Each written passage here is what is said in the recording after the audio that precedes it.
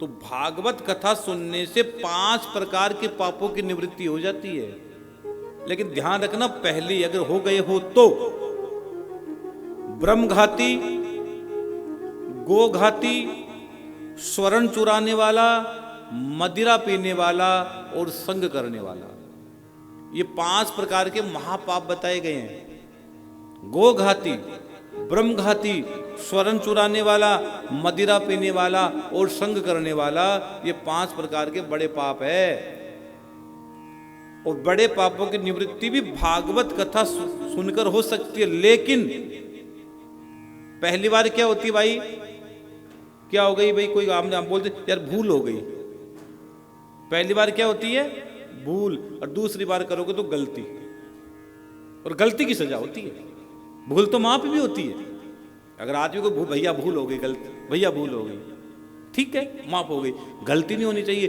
तो अगर लोग कहते हैं गंगा में स्नान करने से शरीर के पाप कटते हैं, मैं भी कहता हूं करते हैं, लेकिन आप ये मत सोचना कि रोज पाप करो गंगा में डुबकी लगाओ, रोज पाप करो गंगा में डुबकी लगाओ। गंगा भी कहेगी भग यहां से, आ गया कहां से।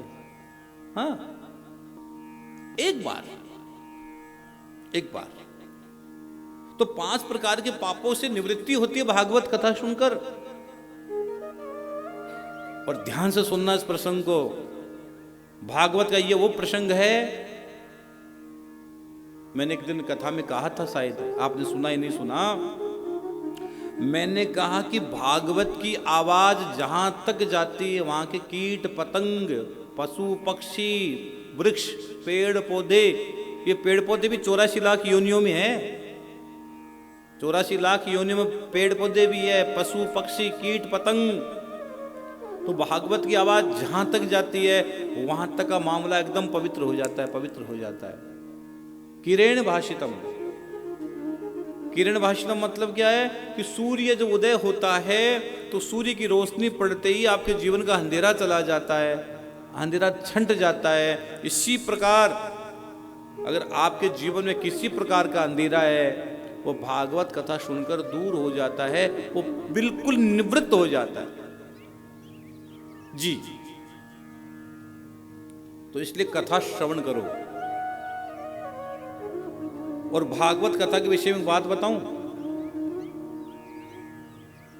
किसके लिए कथा होती है मैं नहीं जानता, लेकिन कथा होती है। और किसकी निवृत्ति के लिए, किसकी मुक्ति के लिए होती है वो तो प्रभु जानता है। एक पंडित जी थे, जंगल में जाते थे रोज जंगल में, और भागवत सुनाते थे जोर जोर से। भागवत का पाठ करते थे, जोर जोर से भागवत सुनाते थे पंडित जी। अब हुआ क्या कि पंडित जी का नियम था कि पंडित जी रोज भागवत सुनाते थे, रोज। एक बार पंडित जी बीमार हो गए और पंडित जी गए नहीं। अब पंडित जी गए नहीं, पंडित जी को बुखार आ गया, ज्वर आ गया, पंडित जी गए नहीं। तो दूसरे दिन किसी ने पंडित जी के घर पर दरवाजा खटखटाया, टक टक टक, दरवाजा क्या, दरवाजा खोल दिया। वो पंडितानी ब्राह्मणी घर से बाहर निकली, बोलो भाई क्या आज पंडित जी कथा सुनाने नहीं आए? आज पंडित जी ने भागवत नहीं सुनाई हमको। अगर पंडित जी भागवत नहीं सुनाएंगे तो हमारा नियम टूट जाएगा, हमारी मुक्ति कैसे होगी? तो ब्राह्मणी दौड़कर अपने पति के पास गई, स्वामी स्वामी सुनो, जिनको आप रोज कथा सुनाते हो वो बाहर खड़े हैं और वो कह रहे हैं कि आज आपने कथा नहीं सुनाई तो हमारी मुक्ति नहीं हो पाएगी, हमारी जीवन यात्रा अधूरी रह जाएगी। पंडित जी ने कहा बावरी तू पागल हो गई है, वहां कोई सुनने नहीं आता, मैं अकेला कथा सुनाता हूं। पत्थरों पर बैठकर, पहाड़ों पर बैठकर, पहाड़ों की तुंग शिखर पर बैठकर मैं कथा गाता हूं, कोई नहीं सुनता है, जा।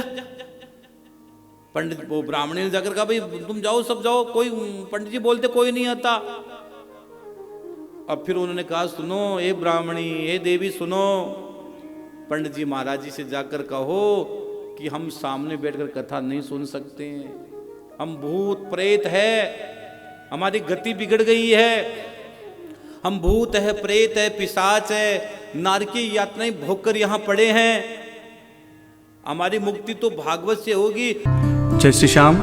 आप सभी श्याम प्रेमियों से नम्र निवेदन है कि पूज्य महाराज श्री जी का YouTube चैनल मनुश्री जी महाराज रत्नगढ़ वाले को सर्च करें, सब्सक्राइब करें, शेयर करें, बेल आइकन दबाएं ताकि महाराज श्री जी की वाणी जन जन तक पहुँचे और सभी को उसका लाभ प्राप्त हो। जय श्री श्याम।